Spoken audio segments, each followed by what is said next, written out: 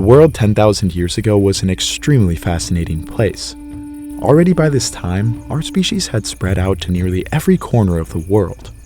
The days of the last glacial period were over and our species was thriving in its wake. Complex technologies were being developed, symbolism was a part of daily life, and the beginning of agriculture was well underway. It is such an amazing time because we can really see that humanity and ultimately civilization were getting their foothold.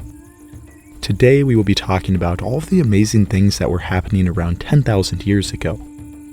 Since our discoveries don't all conveniently line up exactly at this date, I will be extending this time frame 1,000 years on both ends. This will allow us to get a much better idea of what on earth we were doing during this time. There are tons of discoveries and unique sites from this period, and not all of them could be mentioned. If you know of something not mentioned during this period, please leave a comment down below so we can all learn from them. Now, without further ado, let's get into the video. To understand the world 10,000 years ago, we must first gain an understanding of what was happening with the climate. The last glacial period, often referred to as the Ice Age, was an exceptionally cold time starting around 100,000 years ago. During this time, modern humans, aka Homo sapiens, had already spread out of Africa roughly 70,000 years ago, and by about 20,000 years ago, we were just about everywhere. As modern humans spread, they interbred with local hominin populations including Neanderthals, Denisovans, and likely yet unknown hominins. Much of the DNA from these hybridization events was quickly bred out of these populations. But the DNA that was useful was kept, and some of it even remains in modern populations. By around 20,000 years ago, the last glacial period had reached its coldest extent, with ice sheets extending over much of the northern hemisphere. Though glacial periods do not last forever, and due to the Milankovitch cycle, changes in the Earth's orbit and orientation to the Sun meant that an interglacial was coming. Ice sheets declined as temperatures rose, and by 11,700 years ago, the glacial period was over. The Pleistocene period had come to an end and the Holocene period was beginning. Along with the changing climate, many of the megafauna species which thrived during the Pleistocene no longer reigned. The cause for their extinction has long been argued, though most can agree that two factors were primarily responsible: the changing climate and human activities. Which factor was more prominent certainly varied region to region, though it is a topic for another day. Along with the changing climate, the melting glaciers caused the sea level to rise by around 7.5 meters or 24 feet in only 160 years. This submerged massive amounts of land, though the sea level 10,000 years ago was still much lower than it is today. This allowed humans to keep living on many now submerged lands around the world. One of these areas is the first area we will be talking about: Doggerland. Doggerland was a massive area between the British Isles and northern Europe which was connected 10,000 years ago. Here the Maglemosian culture thrived. These people were the direct descendants of Magdalenian populations who once hunted now extinct megafauna including mammoth and cave bear. However, with the changing climate, the specialized hunting of large animals or large groups of animals became less viable, and these populations had to focus on a broader hunter-gatherer way of life. This is what researchers refer to as the Mesolithic. As the glaciers melted and steppe and tundra became lush forests and wetlands, people focused on exploiting a wide array of plant and animal resources. They created complicated tools out of stone microliths as well as bone and antler. With them they hunted deer, caught rabbits, and speared fish. They also made axes, picks, and digging sticks out of antler and flint. The first definite weapons of war came into existence during this time in the form of drilled round stones that were almost certainly used as mace heads. Some may have lived in settled villages, though most appear to have been quite nomadic. Various animals were hunted by these people, including bison, aurochs, deer, and especially reindeer. Reindeer populations still ranged far and wide throughout northern Europe during this time. A recent discovery may shed light on how these people hunted such mobile animals. A rock wall nearly a kilometer long was discovered off of the northern coast of Germany in the Baltic Sea. Constructed 10,000 years ago, it was likely used to guide reindeer or other animals to ambush points or traps. Various cultures from more recent times in Siberia and the Arctic have constructed relatively similar structures. The Inuit would often guide caribou into water where they could easily be picked off by people in kayaks. It is possible that these people were using this wall to coordinate similar hunts. To the north, in the newly emerging lands of Scandinavia, a new culture emerged 10,000 years ago. It was assumed for many years that the regions of the Arctic Circle in northern Europe would have been uninhabitable during this time. New discoveries have shown that the people of the Kamsa culture were quickly able to migrate into this region, most likely with the use of watercraft.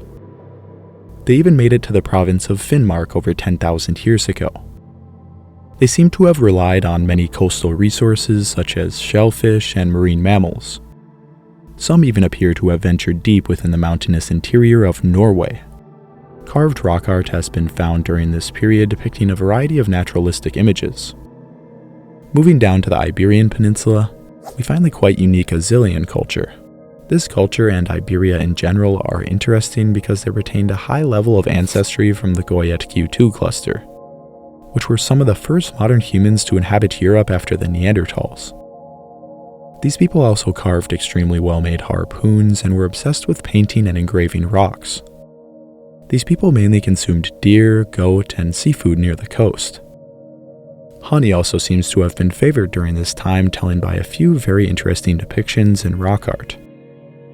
Another cave depicts what appears to have been a battle between a group of archers. 3 archers are drawn and circled by a group of 4. This is quite interesting as evidence of violence from this time period is quite rare, especially in cave art. Moving around the Mediterranean, both the Italian peninsula and the Balkans were home to late Epigravettian cultures. These people were carrying on aspects of the Gravettian culture which first appeared around 30,000 years ago.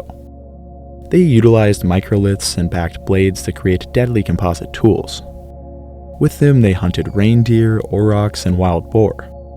They also heavily exploited marine resources, including hard-to-catch species such as grouper. This may suggest that they were using some kind of watercraft. At Magura Cave in modern Bulgaria, many strange and very stylized paintings can be found which date to between 8 and 10,000 years old. Out of all the figures, animals, people, and supposed deities can be seen. The human figures are quite interesting, with many wielding bows, and one figure even seems to have an arrow through its midsection. Some of the scenes have been interpreted as hunts, while others appear to have been religious ceremonies. All of the cultures I have mentioned so far belong to the genetic group known as the Western hunter-gatherers. These people were undoubtedly European, though they looked quite different from the modern inhabitants of Western Europe. Their skin ranged from olive to black, and their hair was typically dark, while their eyes were typically blue.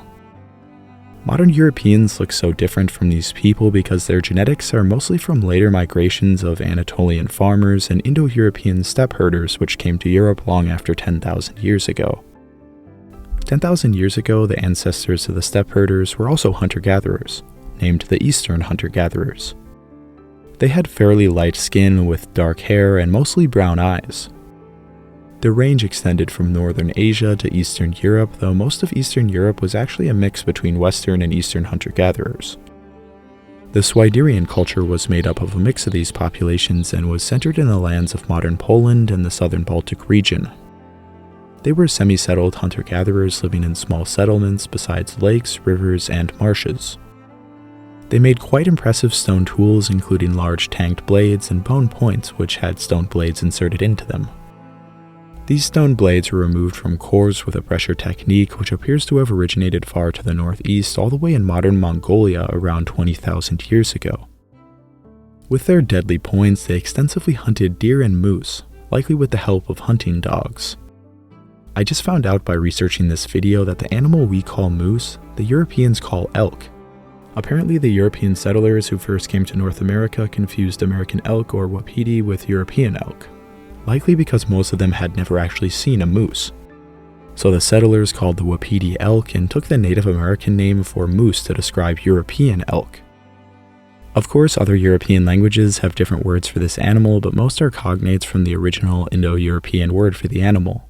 Speaking of animals, let's take a break from the video to talk about today's sponsor, Beastlord: The New Land. Beastlord is an animal-themed strategy game for your mobile device. As a lord, you must harness the power of various beasts in order to expand your territory, collect resources, and acquire new beasts. Along the way, you will learn interesting real-world facts about your animals. There are over 500 animals in the game which you can acquire. The game features a wonderful realistic painting style for all the animals and art. By using your animals, you can expand and cultivate new areas. You can receive the Lion, the ultimate combat hero, on your second day of logging in. Lion is your go-to melee hero with serious combat skills and some cool command tricks. Perfect for beginners because it pumps up your whole beast squad. Plus, early on, it helps crank up your squad's expedition capacity big time. In Beast Lord, Lions are like squad captains. When you put one in your team, it amps up everyone's expedition skills. As it levels up, it beefs up the team's attack and defense, making your beast squad super effective. And hey, when the Lion's leading the pack, its own attack power shoots through the roof too. This game is seriously really fun to play, and I found it satisfying to clear out the world and make it my own territory. Use the link in the description to download the game and use code BL777 to get a head start in the game. Huge thanks to Beast Lord, the New Land, for sponsoring the channel, and I hope you all go out and give it a try. It's free after all. Now, let's get back to the video. Further to the east, on either side of the Volga River, lived cultures such as the Butovo and Shigur people. These people were mostly Eastern hunter-gatherers genetically and appear to have been the ancestors of the Indo-Europeans. They used relatively similar technology to the Swiderians but had their own unique cultural variations. They thrived in the post-glacial landscape, which included abundant lakes and developing woodlands. The Shigur people inhabited the eastern Ural Mountains and are primarily known from an interesting wooden figure found at one of their sites.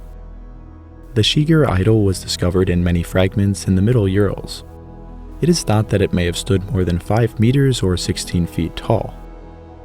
It depicts a three-dimensional man's face on its tip, while its body has 7 additional faces and geometric carvings. The figure was made from a quite large tree which was cut down, split, and then shaped, presumably using polished adzes and tools made from the jaws of beaver also found in the region. The sculpture is typically interpreted as a symbolic object, a part of the spiritual world of these people.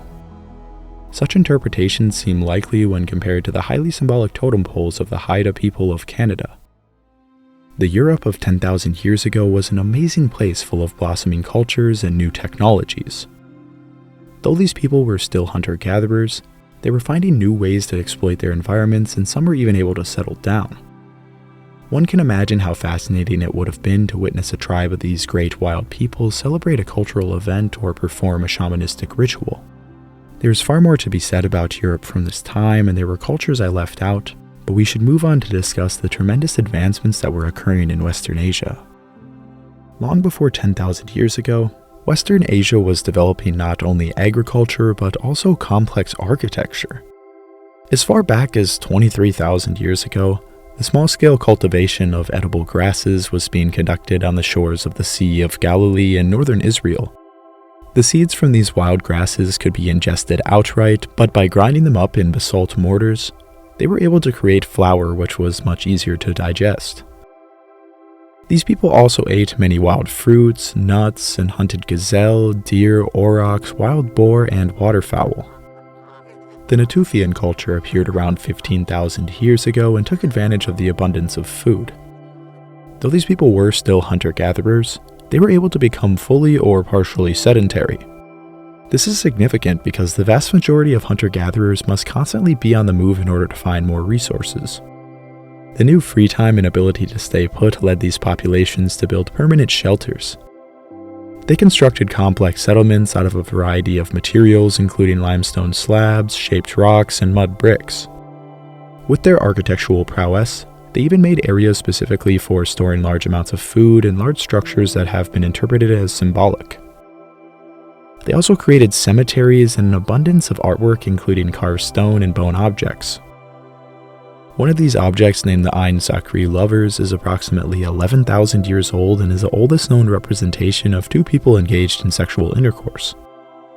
These Natufian populations were clearly on their way to developing agriculture over a long period of time, and a sudden change in the climate may have actually forced them into it. One theory suggests that the Younger Dryas, which was a cold and arid period, vastly reduced the amount of wild cereals available in the region, perhaps forcing Natufian people to go out of their way to plant and care for seeds. This is an interesting idea, though regardless, agriculture and the domestication of animals would first appear between 11 and 12,000 years ago. By around 11,500 years ago, emmer wheat, einkorn wheat, hulled barley, peas, lentils, bitter vetch, chickpeas, and flax were cultivated in the wider Levant region. They appear virtually simultaneously, though some crops were favored over others. Wheat in particular was favored because it could be turned into bread, beer, and gruel. It could also be combined with other crops like peas and lentils to make soups. Around this same time, many animal species were also domesticated. These people already had domesticated dogs, which were domesticated well over 20,000 years ago. Perhaps understanding that animals could be tamed, they realized instead of systematically hunting their prey, they could keep them and breed them. Pigs, goats, and sheep were domesticated around 11,000 years ago in Mesopotamia, and cattle were domesticated around 10,500 years ago in Turkey. Unlike their Natufian forebearers, they now did not need to hunt, though they likely still did to supplement their diet. Through their genius, they had tamed everything they needed to live a permanently settled life. By 11,000 years ago, permanent settlement at Jericho began, a quite famous city that is still inhabited today. Numerous circular dwellings were made of clay and straw and featured hearths within homes. Complex artwork was made depicting human faces, and some actual human skulls were covered with plaster and given shells for eyes. This appears to have been a form of ancestor worship. Around the entire settlement was made a massive stone wall 3.6 meters or 12 feet high and around 1.8 meters or 6 feet wide at its base. A stone tower built on the wall was 8.5 meters or 28 feet tall with 22 stone steps leading up to the top. The wall and tower may have been used for defense against enemies and or floodwaters. These structures may have taken 100 men more than 100 days to construct. The population at Jericho during this time is debated, with some saying as low as a few hundred and others saying as much as a few thousand people. Jericho is not the oldest settlement from this period, though the artwork made, the architectural complexity, and the pure size of the site is extremely impressive. Another amazing site from Western Asia would be Göbekli Tepe. Göbekli Tepe is an amazing settlement that was inhabited from 11,500 to 10,000 years ago. The site was initially interpreted as a sanctuary or temple that was used by groups of nomadic hunters. Though further discoveries including water supply installations, domestic structures, and stone tools provide evidence that the site was permanently lived in. Though these people do not appear to have practiced agriculture and still lived in a Natufian hunter-gatherer way of life. This is interesting considering how massive the site of Göbekli Tepe is, including large limestone blocks with complex carvings. The size and complexity of Göbekli Tepe help change our ideas about what hunter-gatherers could be capable of with the right food sources and procurement strategies. It is also important to mention that Göbekli Tepe is not the only site of its kind in this region. 11 other sites, some older and some younger, have been found, and combined with Göbekli Tepe, are known as Thaler. Moving east to Mesopotamia, we find evidence of agricultural settlements dating to around 10,000 years ago. Agriculture was centered around the Tigris and Euphrates rivers, as you may have heard of in school. Small villages like that of Jarmo contained as many as 150 people. Domesticated crops likely spread to the region from the Levant, though pigs, goats, and sheep appear to have been domesticated in the area. This area would eventually give rise to the first civilizations a few thousand years later. Another fascinating thing about Western Asia is that it was the first place that metal was ever smelted. Our earliest evidence for copper use comes from a copper pendant from northern Iraq that has been dated to about 10,700 years ago. Other copper artifacts such as beads have been found. It is unclear if this copper was actually smelted or just pounded from natural pure copper deposits. Some copper sources are so pure that you can simply grab a piece and pound it into any shape you'd like. Some sites from the time do contain evidence of malachite, which is a copper ore. This malachite appears to have been traded from distant lands. Though copper ore and copper artifacts are found at some of these sites, evidence of actual smelting does not appear until later. It is possible that these people were experimenting with metallurgy technology, but by 10,000 years ago, its development was absent or in its infancy. Next, we set our sights to the continent of Africa. 10,000 years ago, Africa was well within the African humid period. This was a time when Africa, and particularly the Sahara, was far wetter. From 14,500 to 5,000 years ago, the Sahara contained lakes and rivers with wide grasslands that supported a vast variety of animals. The humid period is actually part of a cycle, which has caused around 230 humid periods in the past 7 to 8 million years. The Sahara is expected to become green again in around the year 17,000. Such a large and lush environment supported large numbers of hunter-gatherers and fishermen. The Nile Delta, which has always been quite lush, was even more productive during the time. Various Mesolithic hunter-gatherers hunted, gathered, and fished in the area. An abundance of wild grasses and grains allowed these people to have a similar surplus of food as the Natufian hunter-gatherers to the east. Sickles and grinding stones were invented to harvest and process these grains more effectively. These people were sedentary before the domestication of crops, and some evidence suggests that they were even hostile with neighboring groups. Eventually, domesticated crops and animals would be imported into the region from Western Asia. This would vastly increase the population in the area and eventually lead to Egyptian civilization thousands of years later. Throughout the Sahara, many familiar African animals such as elephants, giraffes, antelopes, baboons, wildebeest, and zebra were widespread throughout the region. Large herds of some of these animals expanded across the entire desert, though some were still limited to regions with more water. The appearance of aquatic animals such as crocodiles, hippos, turtles, and fish are a testament to how lush much of the Sahara was. Other carnivores such as hyenas, cheetahs, and of course human hunters also followed the herds into the region.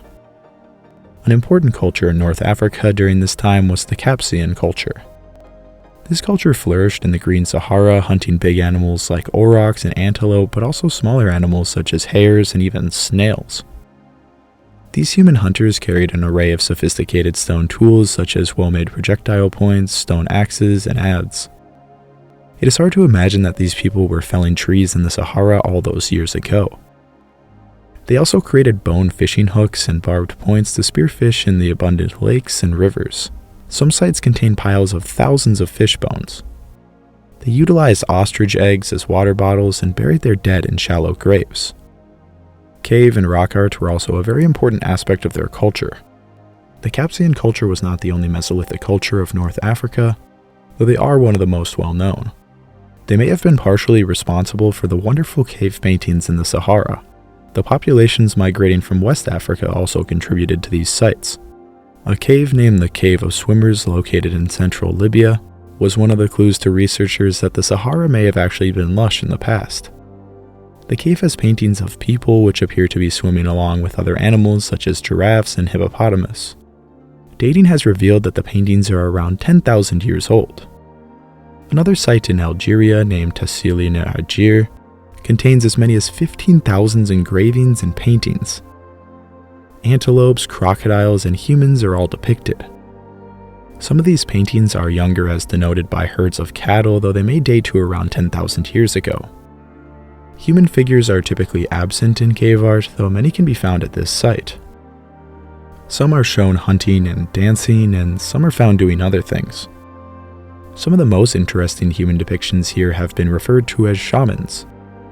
One painting named the Tassili mushroom figure depicts an anthropomorphic figure with what appears to be mushrooms growing from his body. The presence of a mask and strange clothing certainly have shamanistic connotations. One study, which tested 33 contemporary hunter-gatherer societies across 4 continents, found that 70% of people believed in shamanism. Shamanism often includes altered states of consciousness from dancing, fasting, or various substances including mushrooms. It is plausible that this figure represents a shaman, though we cannot be entirely sure. Another figure that is a little younger depicts a running horned woman. Another site in Libya in the Caucasus Mountains preserved wonderful paintings including depictions of large animals and large hunting scenes. The population creating this art actually appears to have come all the way across the Sahara from West Africa. West Africa similarly benefited from the African humid period.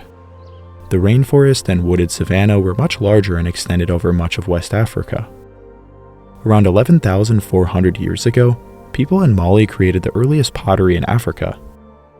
They also appear to have independently invented bow technology. They then carried these advancements into the Central Sahara. Though populations remaining in West Africa began domesticating oil palm and raffia palm as early as 11,000 years ago.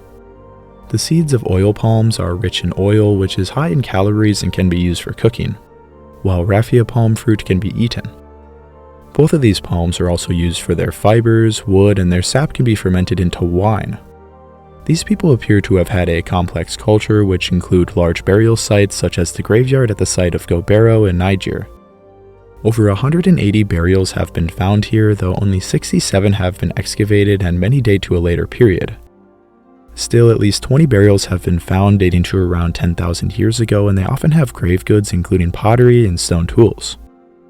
Moving to East Africa, we find evidence of the collection of a variety of wild plants including grains and grasses. By around 10,000 years ago, domesticated wheat and barley spread from the Levant, and sheep and cattle possibly spread from the Arabian Peninsula. Due to the humid period, the Ethiopian highlands were much wetter, supporting large forests. By around 9,000 years ago, the settlers of the highlands domesticated donkeys, likely used for food, though they also may have been used for carrying loads. One of the most significant sites from 10,000 years ago comes from the shore of Lake Turkana in Kenya. As some of you may know, some of the oldest hominin fossils have been found near this lake, and it is considered a cradle of human life. Though an event which occurred here 10,000 years ago reminds us of the darker aspects of the human condition.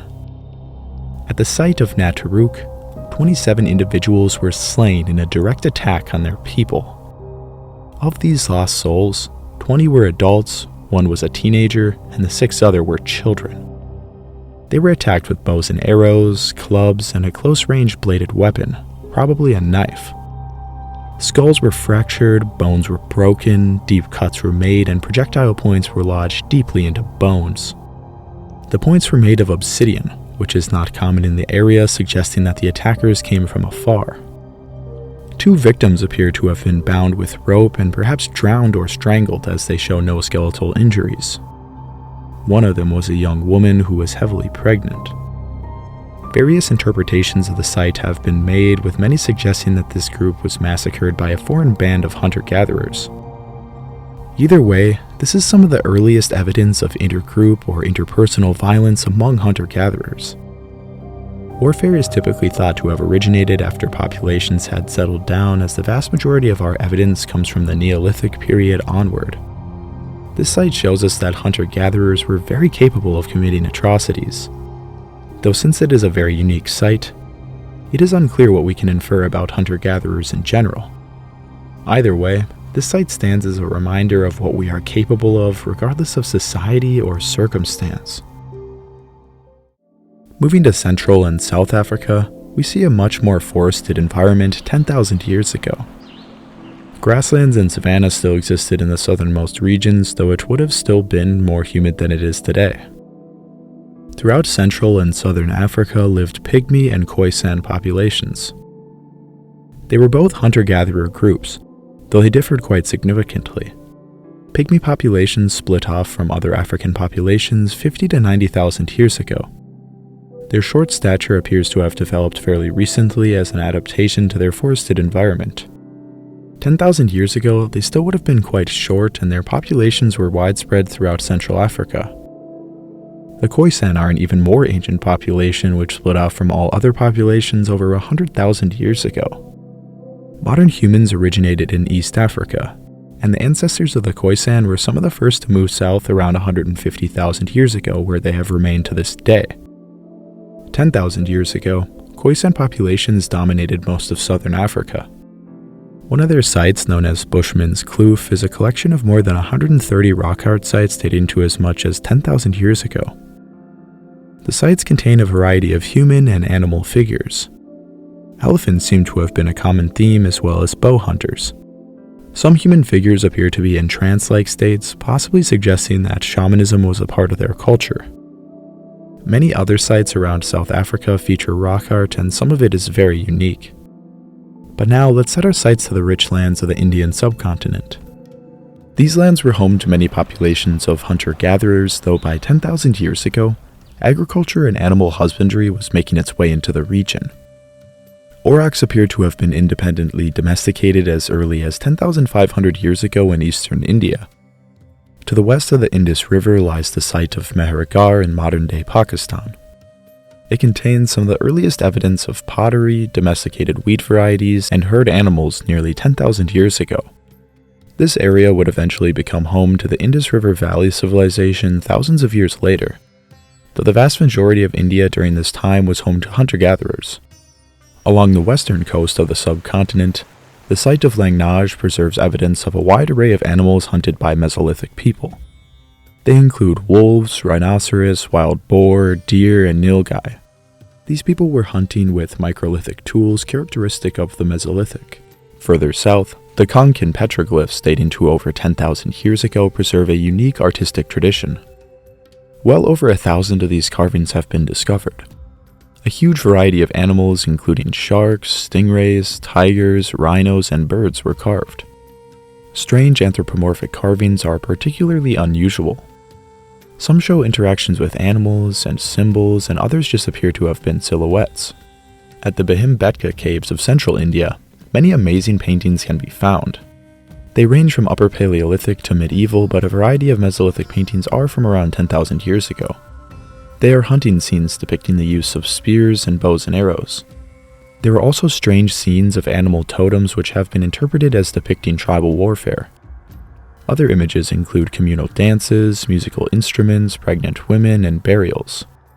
It is clear that the people of this region lived quite culturally rich Mesolithic lives. Moving to Southeast Asia, around 10,000 years ago, chickens were first being domesticated. Chickens were domesticated from red jungle fowl in modern-day Thailand.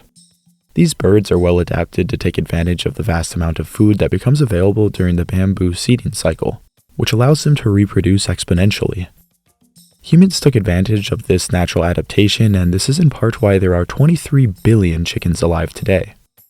Chickens are an amazing food source due to their ability to provide meat and eggs without being competitive to our food sources.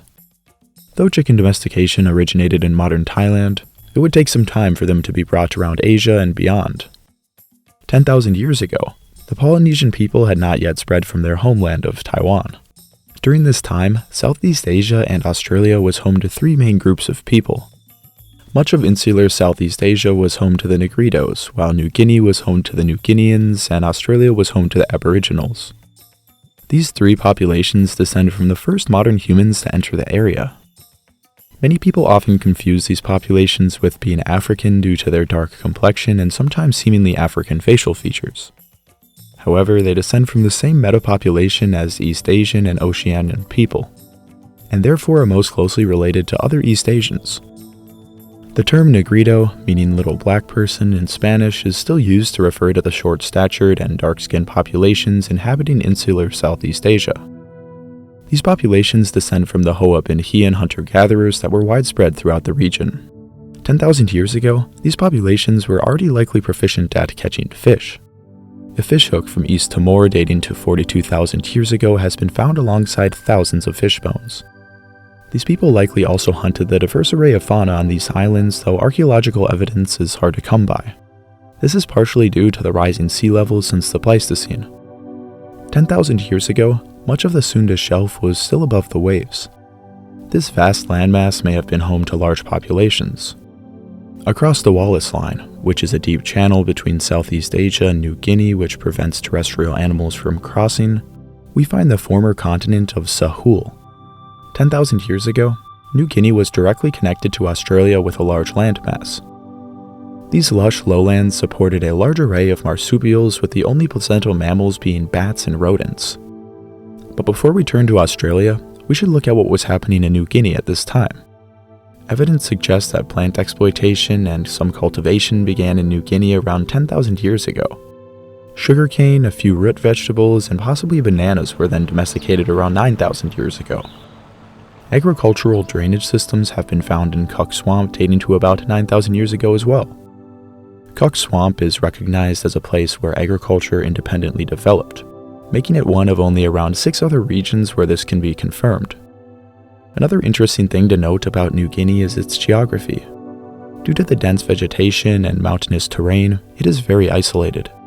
The expansive highlands dominate the island, and the highest mountain peak is 4,900 meters or 16,000 feet tall. That's higher than any mountain in the continental United States.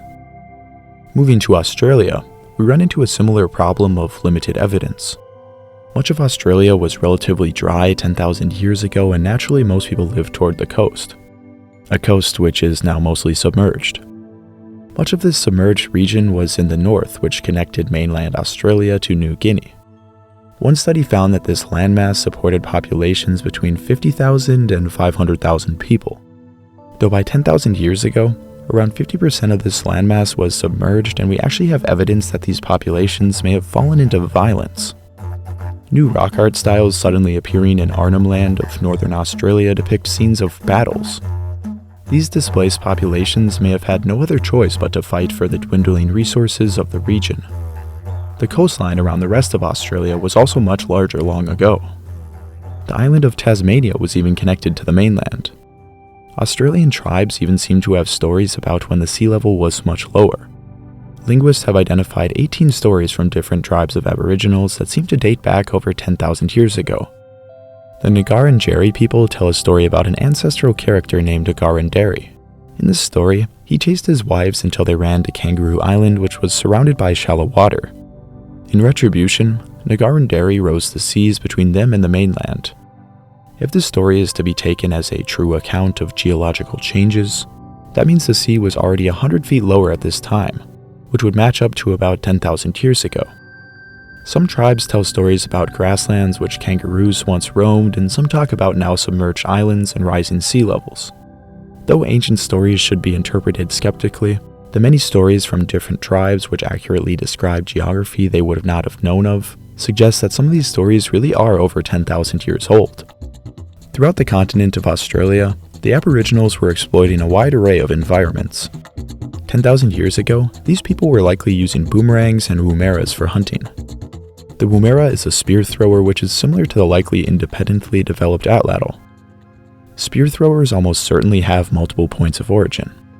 Their darts can be tipped with stone points to create deadly weapons good for hunting kangaroos and even crocodiles.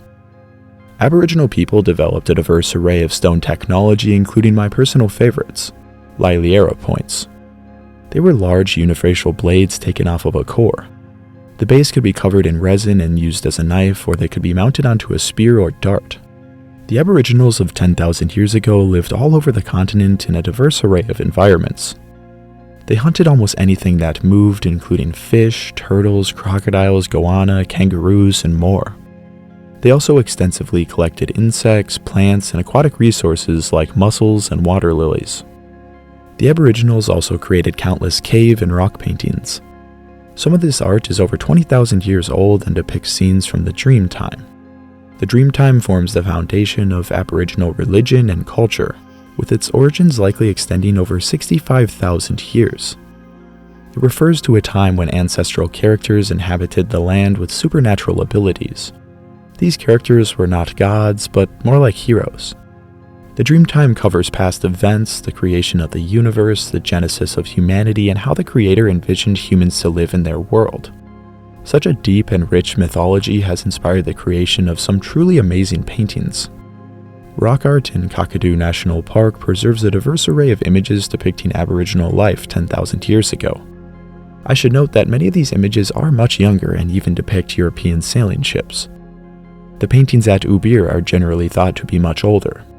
Some images display the thylacine or the Tasmanian tiger that went extinct only 2,000 years ago on the mainland.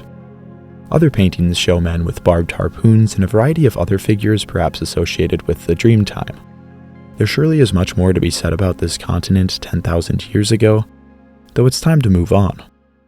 Moving to East Asia 10,000 years ago, rice cultivation was already well underway. Asian rice appears to have a single genetic origin point in the Pearl River Valley of modern China. The rice may have been domesticated independently in other areas such as Korea. Wild rice varieties were harvested all over East Asia, though scholars do suggest that actual domesticated rice originated in southern China. In northern China, millet may have been domesticated as early as 10,000 years ago by Sino-Tibetan speakers. Much of East Asia was already using pottery during this time, as it was invented in China over 20,000 years ago. The populations living in East Asia during this time were mainly hunter-gatherers, though depending on the region, some communities focused more on farming activities. Moving north, 10,000 years ago, rice was already being cultivated in Korea and a rich pottery tradition emerged. These people lived in semi-permanent pit houses and exploited many marine resources. The discovery of limestone sinkers suggests that boats and nets were used to deep-sea fish. Across the Sea of Japan, the Jomon culture lived. 10,000 years ago, their populations had already spread over the entire Japanese archipelago.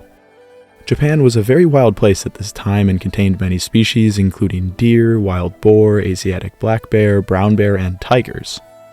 The Jomon people exploited the abundant food sources on the mainland but also the coast. Middens containing hundreds or even thousands of shellfish have been found dating to this period. Fish including salmon and freshwater species were caught as well. Due to the abundant food sources on the mainland and surrounding coasts, these people were able to become sedentary without agriculture. They created pottery, well-made stone tools, and exploited marine resources. Moving to Siberia, we find an array of cultures flourishing in the post-glacial conditions. During this time, we find evidence of population movement and admixture, particularly in southern and eastern Siberia. The Neo-Siberians largely replaced the ancient North Eurasians. With them, pottery technology spread across Siberia from Lake Baikal all the way to cultures on the Volga River by 9,000 years ago. Cultures across Siberia used an array of stone and bone tools to live a hunter-gatherer lifestyle. Their stone tools often consisted of very fine microblades taken off cores with pressure. Like the other Mesolithic cultures of the time, these blades were inserted into halves such as projectile points and knife handles. Siberian hunters focused on hunting reindeer, moose, and other large animals of the region. Animals which 10,000 years ago may have included late surviving populations of mammoths. It is typically stated that mammoths and all the other charismatic Pleistocene megafauna went extinct around 12,000 years ago, but in reality, all of these animals had different extinction dates in different regions. One thing about determining when an animal went extinct in the modern day is how do we know we found the last individual? Statistically, it would be a miracle if you were to actually find the remains of the very last animals of a now extinct species. When researching when mammoths and other Pleistocene animals actually went extinct, you will find dates both before and after the 12,000 year mark. We know that mammoths in particular survived far past the last glacial period. Most populations in Siberia disappeared by around 10,000 years ago, though the youngest fossils from the mainland date to 9,650 years ago from the Kitik Peninsula of Siberia. Two studies on environmental DNA which is collected from environmental samples, suggest that mammoths may have survived in the Taimyr Peninsula of Siberia until 4,000 years ago, and the Yukon of North America until about 5,700 years ago. We know for a fact that mammoths survived on St. Paul Island until 5,600 years ago and Wrangel Island until 4,000 years ago. That is contemporary with the construction of the Great Pyramid in Egypt. Most Siberians 10,000 years ago would have never seen a mammoth, though they still may have been hunted in removed regions. During this time, the land bridge which had once formed the massive landmass of Beringia had now become submerged. Though the populations in this area were likely capable of crossing this narrow gap between these continents in small boats or just walking over during winter when ice covered the water. On the American side of the former Beringia lived various cultures adapting to the post-glacial conditions. The far north of the North American continent still had a lot of ice on it, though most of the area was open to human habitation. Though our remains are quite scarce from this period, we still know a good amount about the people of this region. A fundamental distinction that already formed by this period was between the interior and coastal populations. People living in the interior were mobile hunter-gatherers that pursued a variety of large animals including steppe bison, elk, Dall sheep, caribou, and moose. One study on eDNA found evidence of mammoth and horse dating to between 10,500 and 7,600 years ago. These populations appear to have been very small, likely only a few individuals by 8,000 years ago, though it may have been human hunters that were continuing to lower their numbers. These people made some pretty complex leaf-shaped bifaces and microblades which were mounted in wood or bone composite points. At the Upward Sun River site, researchers discovered the remains of infants which had been buried underneath another individual which had been cremated. These infants were covered in red ochre and buried with grave goods, including 4 antler rods and 2 bifacial points. These tools appear to have been part of a weapon system, perhaps atlatl darts. The Denali people of the early Holocene appear to have been carrying on quite old hunting and gathering traditions, so they were adapted to the faunal changes which occurred at the end of the last ice age. The coastal populations similarly were learning to exploit the abundant marine resources along the Pacific coast. At On Your Knees Cave in southeastern Alaska, a human jaw dating to 10,300 years ago was found to have predominantly consumed marine resources. These populations may have even constructed boats during this time, as some of the species found at their sites could not simply be caught from the shore. We do not have evidence of these boats, but evidence of boats is notoriously hard to find in the archaeological record. The use of fish hooks, nets, and barbed points may support the idea that they did have boats.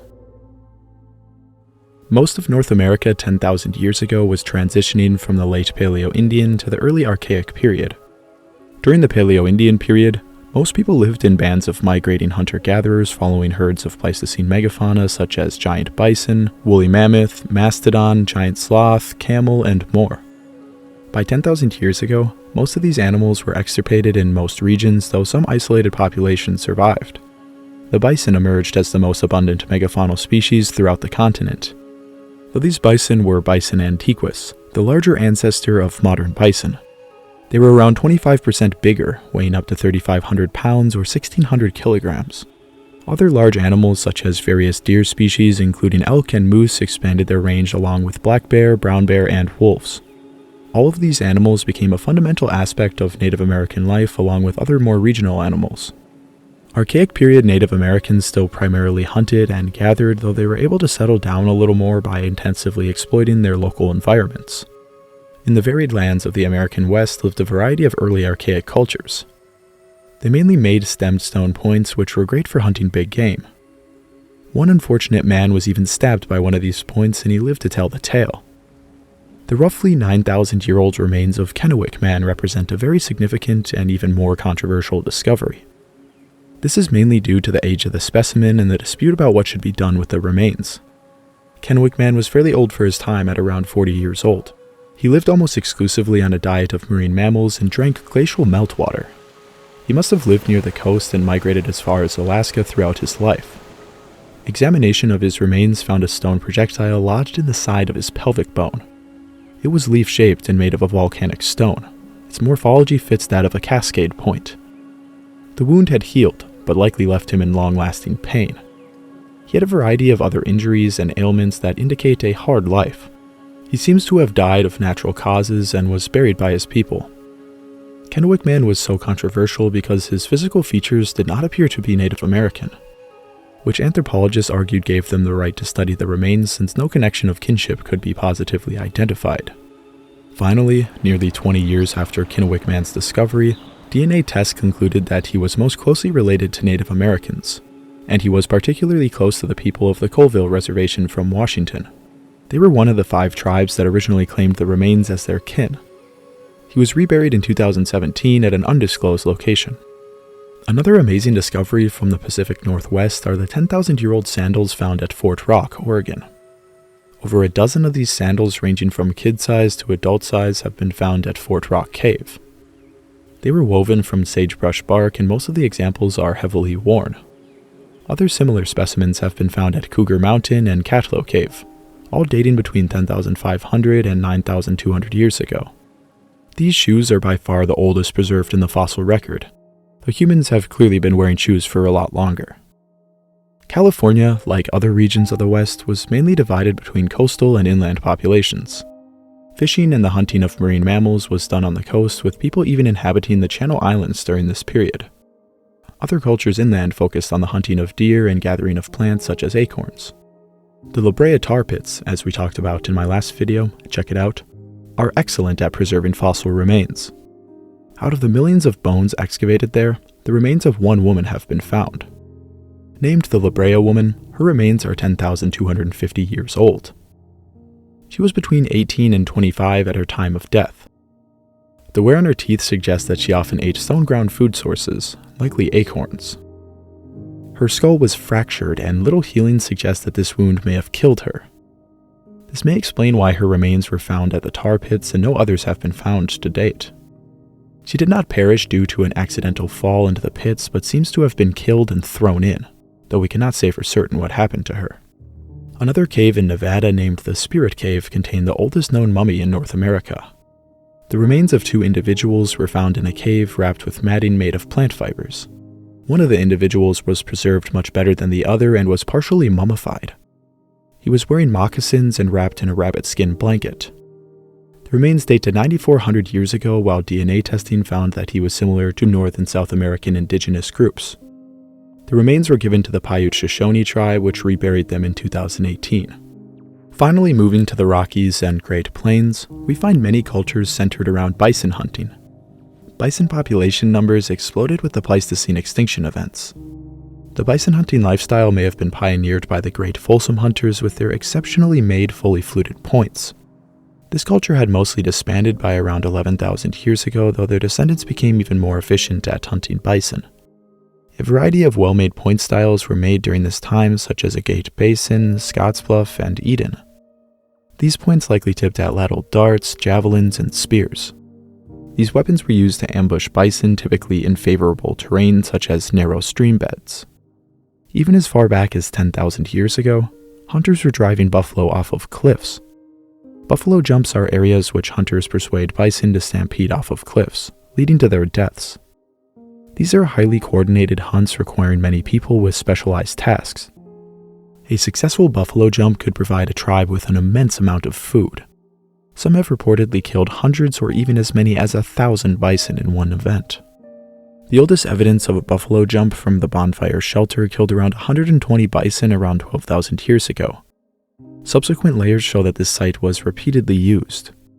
The bison hunters of the plains were the masters of their world, and there is much more to be said about their lifestyle. But we should move on. The Great Lakes region was once entirely covered in glaciers, but by 10,000 years ago, these lands were full of many productive glacial lakes and woodlands supporting large numbers of game. Hunter-gatherers had also moved into the region and thrived. They may have even been making copper tools as far back as 10,000 years ago. The Great Lakes region has some of the most abundant pure copper deposits in the world. Chunks of this copper, called float copper, were sheared from their veins by glaciers and carried all around the Midwest. These chunks, ranging from small pebbles to massive boulders, could simply be cold hammered into tools and jewelry. Evidence has suggested that the old copper culture may have actually appeared over 9,500 years ago based on copper mines. The oldest securely dated copper artifact from this culture is an 8,500-year-old projectile point from Wisconsin. Copper projectiles or tools are not known from anywhere else in the world during this time. Raw copper was worked in Western Asia, as we mentioned, though it does not appear to have been used for tools. Copper smelting began in the Balkans around 7,500 years ago and spread from there.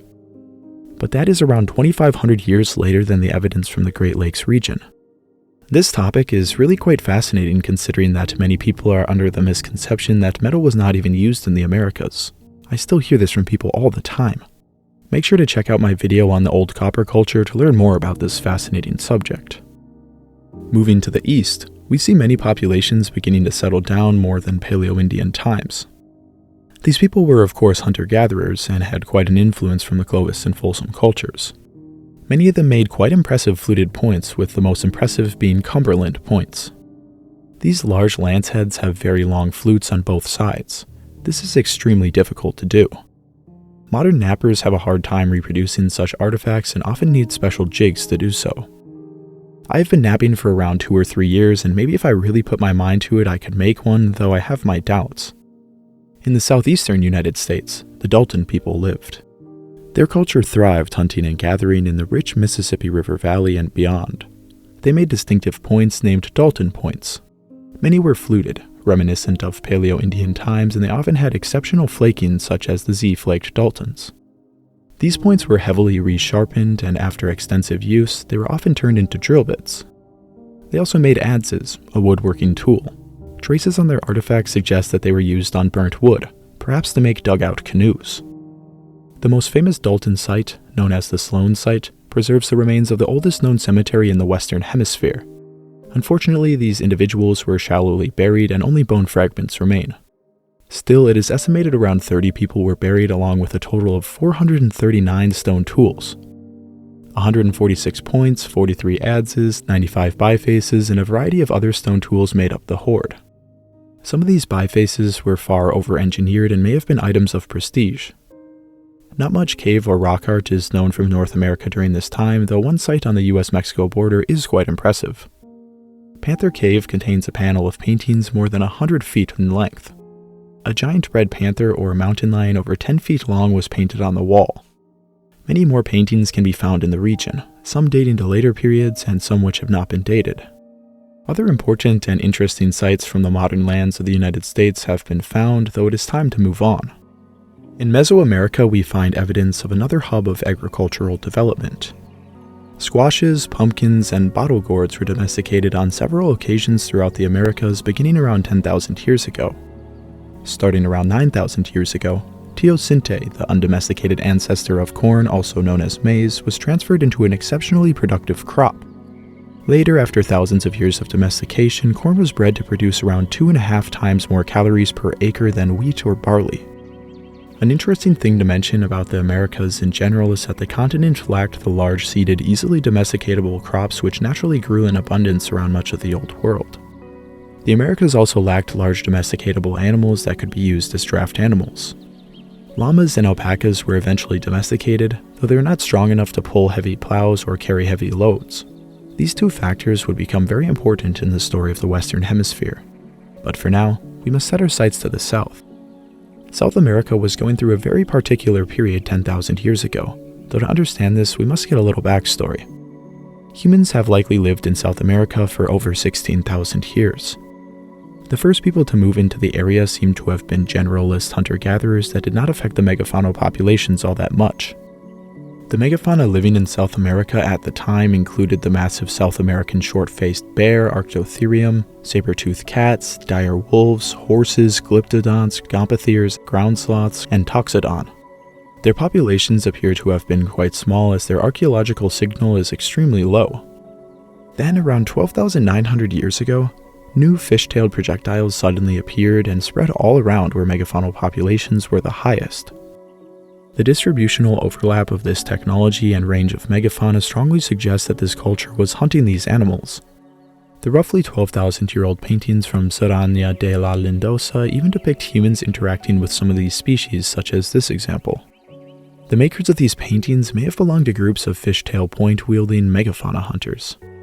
But their days were limited.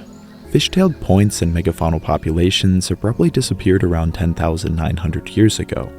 After this time, human populations declined throughout the continent, particularly in areas once home to large populations of megafauna. Researchers suggest that this may represent a population overshoot, in which these human populations grew exponentially as they preyed upon large vulnerable megafauna until they exceeded the carrying capacity of the ecosystem. It didn't help that the climate and rising sea levels were vastly reducing suitable habitat for many of these animals. There is certainly more to be said about the megafaunal extinctions of South America, though by 10,000 years ago, most of these animals disappeared from the landscape. Due to their absence, human communities focused on different subsistence strategies such as hunting small animals and even more extensively gathering. Starting with the area of modern Colombia, we find possible evidence of agriculture over 10,000 years ago. There is evidence of the cultivation of arrowroot, squash, and bottle gourd. This may have been learned from the nearby Mesoamericans, though the opposite may have been true. The Andes, spreading along the length of the South American continent, have played a very significant role in the history of the land. The northern and central Andes are another hub of agricultural development. As far back as 10,000 years ago, the humble potato was domesticated from a wild species native to southern Peru. Most of the northern and central Andes were home to hunter-gatherers at this time. The Chinchorro culture of the Pacific coast were sedentary fishermen as far back as 9,100 years ago. Shell middens and bone chemistry reveal that around 90% of their diet was made up of seafood. A naturally mummified corpse dating to around 9,000 years ago was found in the Atacama Desert and is attributed to this culture. The dry conditions allow this to happen naturally, but many intentionally performed mummifications would be made by these people in subsequent millennia. Moving east to the Amazon basin, we find little evidence of human activity during this time. This is largely due to the difficulty of studying such densely forested regions, especially when looking for evidence of hunter-gatherers. We do know that early Amazonian populations favored some tree species more than others and directly altered their ecosystems. This may have been going on 10,000 years ago, though naturally this is hard to determine. One site not located in the Amazon to the east in Brazil is quite significant. The Pedra Furada site in Brazil has rock art dating to between 12,000 and 7,000 years old. Some of these paintings show very unique images. Wild animals and hunting scenes are common. This image displays people dancing around what appears to be a tree.